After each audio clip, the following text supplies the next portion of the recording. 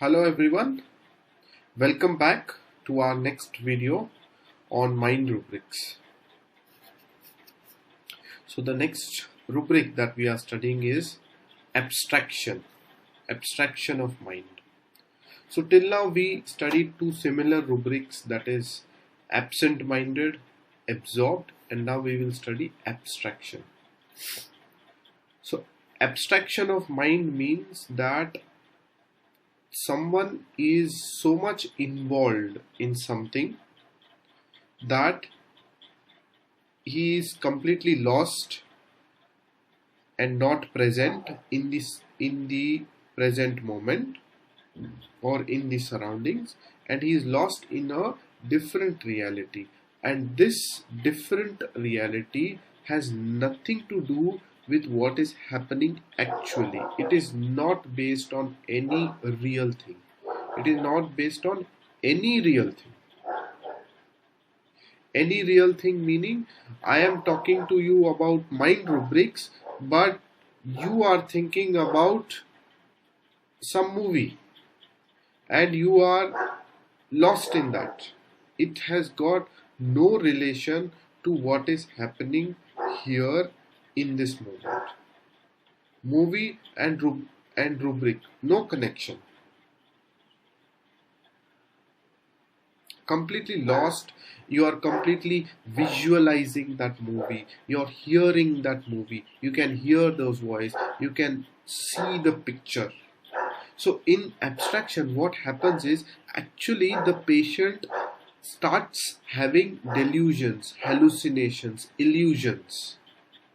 So he is not present in the moment, but he is perceiving something that is not present in the moment.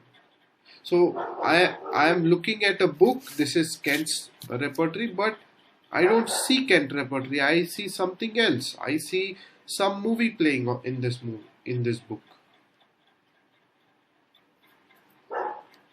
So it is kind of a delusion or illusion, abstraction. So that is why abstraction is a rubric that is very suitable for clinical conditions like schizophrenia, where the patient is having lot of hallucinations, illusions, delusions, hearing some other people talking to him, seeing something that is not present, seeing a rope and feeling that this is a snake, seeing a painting and imagining that there's a ghost going to come out of this painting and it's going to kill me now. This is all delusions. You are creating an imaginary world that is not at all present here in the moment. That is why it is abstract. It is completely out of context, not based on any reality.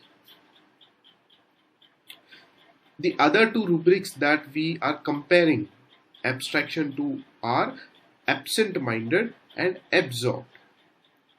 The similarity in all these three rubrics is all these three patients seem to be absent in the moment. Absent-minded is absent in the moment and he is not present, he is lost somewhere in his own life. Absorbed is lost in one particular thing in a very engrossed, deep manner. Abstraction is also very much engrossed in his own world in a very deep manner.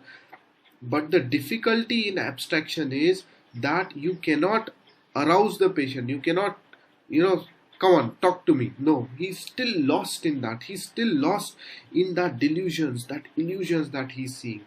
You cannot give a rope in his hand and tell, no, this is not a snake. He will feel, no, this is a snake. You cannot get him out of the imaginary world. He will stay in that imaginary world, in absorbed, in absent-minded. We could at least get the patient out of this world. In abstraction, it is very difficult to get him out of this world. He's just there. Even by talking, even by pushing him, talk to me. He's just lost. He's just in those regions. He can't come out of it. He's overwhelmed. That is why it is a very good rubric for clinical conditions like schizophrenia. So this is what is the dictionary meaning of abstraction. The situation in which a subject is very general and not based on real situation. It is not at all based on any kind of reality. Right? That is why you see some of the remedies written in italics are cannabis indica, which has delusions or illusions. That short distance seems very long. That he is in some imaginary world full of ecstasy, joy.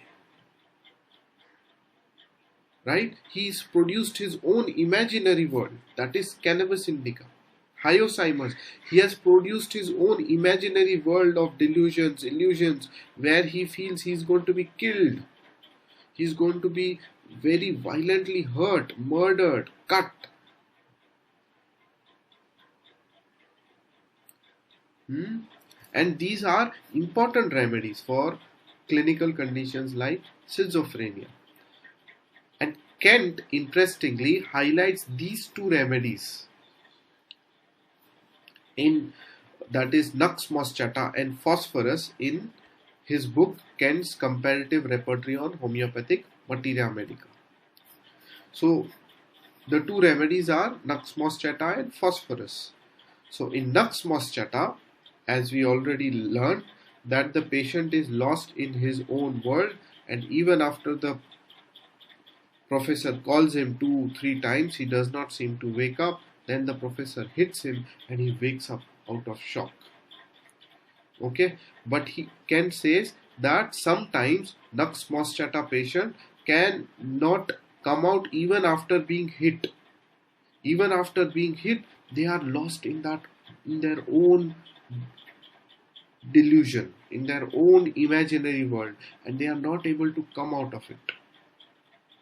And their imaginary world is of some unbelievable thing happening to him.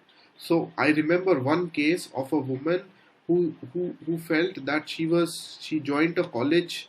It was a just joined, new, everything was new for her, and she saw that there was a group of people standing outside, group of students. She just went there and she started seeing what is happening, and she saw that someone was being hit. So she just volunteered and tried to see that please don't hit. And she started observing that they left the other person and everybody started beating her, kicking her. And she was like, what is happening here? What is happening? Why am I being hit? No reason, nothing. Just like that I am being hit. And they are hitting me, and I don't even realize that they are hitting me. How are they hitting me? How can they hit me? And even though I am getting hurt, I am not even realizing that I am getting hurt. I am just completely lost in this disbelief that they can hit me. It is only after I got admitted to the hospital that I realized, okay, they actually really hit me. I didn't even realize they were hitting me. So you see, even after hitting, even after telling, she is not getting out of that disbelief. She is still completely engrossed in that disbelief. Not able to come out. Even after pushing, talking, not able to come out. Just stuck in the disbelief. Totally in her own abstract mind and not being able to come out and trying to run away from that. No reaction, just there. That is what abstraction is. You can't react to that situation. You're just lost in that. In your own reality, which has nothing to do with what is happening outside. Similarly, Kent says in phosphorus, you will see that they are lost in this abstract feeling that they are alone, that they have lost someone. Especially phosphorus develops this abstract feeling when there is loss of some close relative, loss of some emotional loss, some friend or some family member, and he is so lost and so engrossed in that grief of loss of that relationship that he is no more able to come out of it. He's completely 24 by 7 thinking of that grief, that sadness. Oh my god, that relative, I feel so lonely. I have nobody to talk now, and they become completely indifferent. So if you remember, the top three remedies for grief are nitrum mur, ignitia, and acid phos. Yeah, phosphorus. Calcarea phos, very important remedy for loss of some family, sudden death in family. Sudden death in family. Ailments from sudden death in family. Topmost remedy is calcarea phos.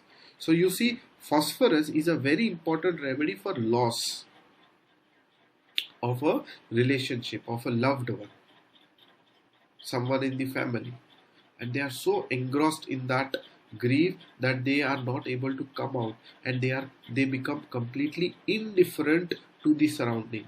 That people are calling them, come have food, come talk to us, let's forget this grief, please eat something. Phosphorus, no, I don't want to eat anything. You just go on with your life. I have lost all interest in this life. I don't want. There is no. The most important word for acid phos is I have lost all enthusiasm to live now. The encouragement, the desire to live.